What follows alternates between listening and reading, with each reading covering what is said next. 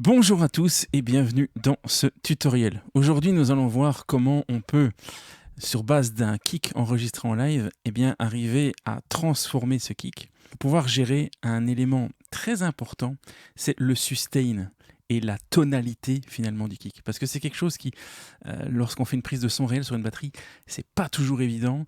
On n'a pas toujours le temps d'accorder le kick exactement comme on veut. Parfois le fût en question n'est pas terrible, on n'a pas tous les micros qu'on veut sous la main. Bref, vous allez voir qu'avec cette technique, on va pouvoir gérer complètement le fût, vraiment le fût de notre grosse caisse, la taille, la tonalité, la profondeur, la quantité de sustain par rapport à l'attaque, et ce tout en restant fidèle au jeu du batteur. Donc ici, on a une grosse caisse enregistrée en live avec un simple BA19A de Behringer, donc l'équivalent du PZM qu'on pose dans la grosse caisse.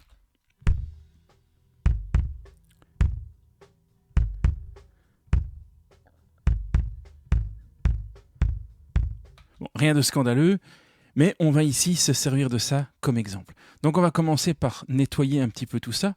On va ici utiliser une EQ. Alors j'utilise des EQ que j'ai l'habitude d'utiliser, mais évidemment les plugins utilisés en question ne sont pas très très importants. Donc ici on va filtrer le bas. On va mettre en évidence un petit peu la fondamentale du kick. On va un petit peu réduire la première harmonique. Voilà, et on va ajouter de l'attaque.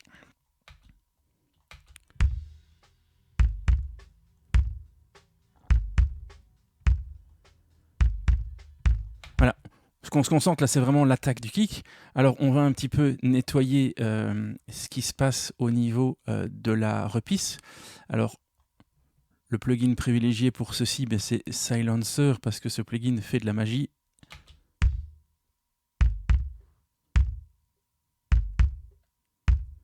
Voilà. Si d'aventure vous n'avez pas Silencer, vous pouvez utiliser une gate et essayer d'avoir la plus précise possible des gates. Donc quelque chose comme ceci.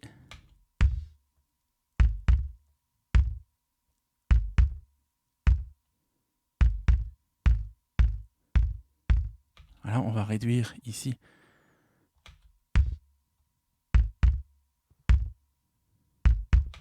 On va même aider un peu la gate en utilisant un transient designer ici qu'on va mettre. Donc je vais virer le silencer. Qu'on va mettre en amont de la gate, je vais augmenter l'attaque et réduire complètement le sustain.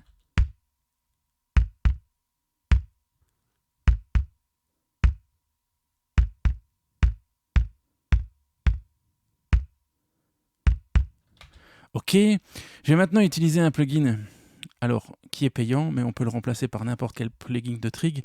Disons que dans celui-ci, c'est plus facile à utiliser. Donc, je vais aller chercher n'importe quel trigger, n'importe quel sample de kick.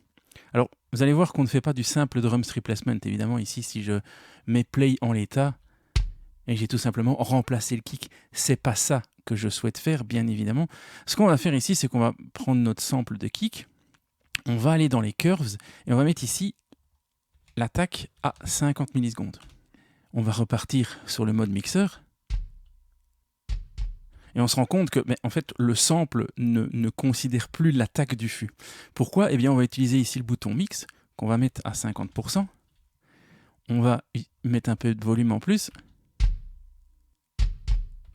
Là, je vais remettre ici 50% comme dit tout à l'heure. Voilà. Et grâce maintenant à ce fader,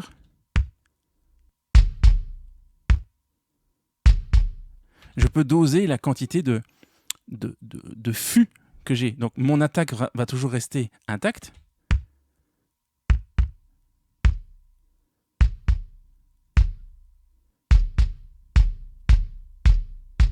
Alors on peut ici accorder différemment un petit peu le sample.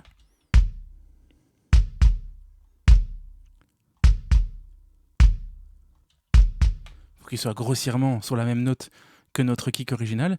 Et donc grâce à ce fader maintenant, j'ai donc un fader qui s'appelle le sustain de mon instrument. Ici, j'ai un kick qui se limite juste à l'attaque sur la peau. Et ici, j'ai l'attaque plus énormément de sustain.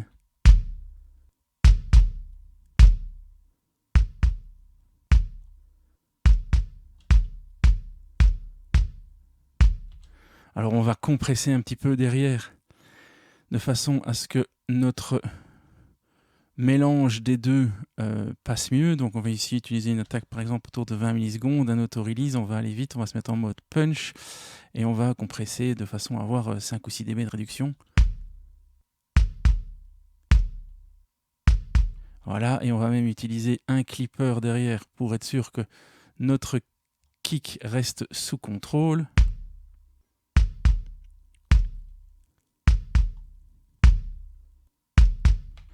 Voilà, et donc maintenant, grâce à cette petite astuce, je peux vraiment, en fonction de mon mix, eh bien, décider quelle quantité de sustain je peux avoir sur mon kick.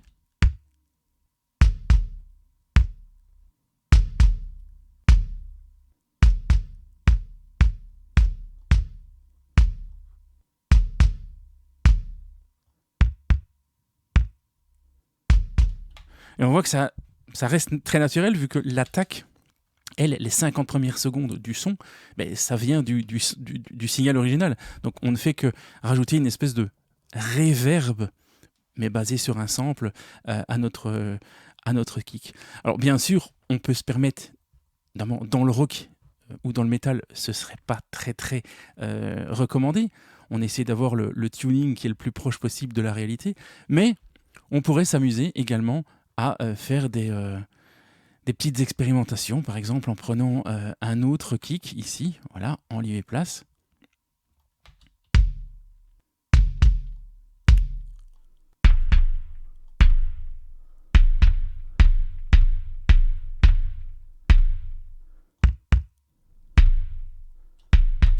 Ou pourquoi pas encore un clic très vintage style.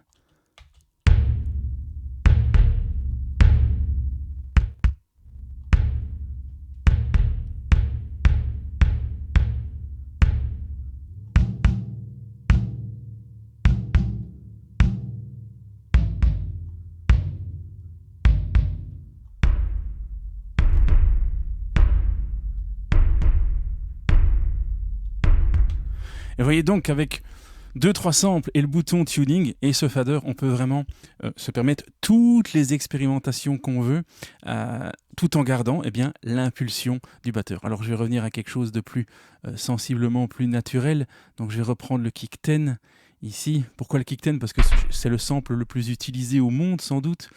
Voilà, donc je le connais bien.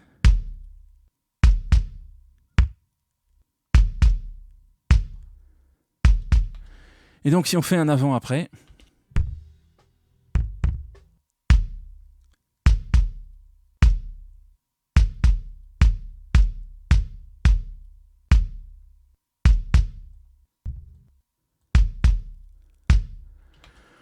on voit qu'on a vraiment un contrôle absolu du son de notre kick.